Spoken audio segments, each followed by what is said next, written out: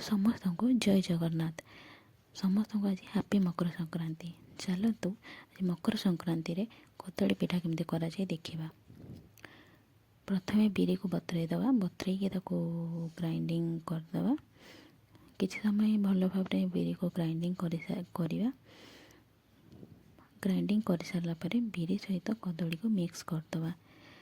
कदली आ बिरी को टिके समय भल भाव मिक्स करिया। मिक्स कर सारा पर कदली रे आ चाउल गुंड कि चाउलटा को बाटिक भी माने मिसेकी करें।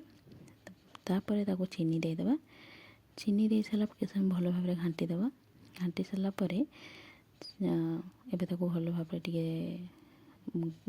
तेल गरम हो सारा पर पिठाटा को तेल रे दबा। देखंतु एबे आम पिठा हो जाइए। जदि आपण ए पिठा को केबे खाइथिबे ताले कमेंट निश्चित जणेबे। मु रही।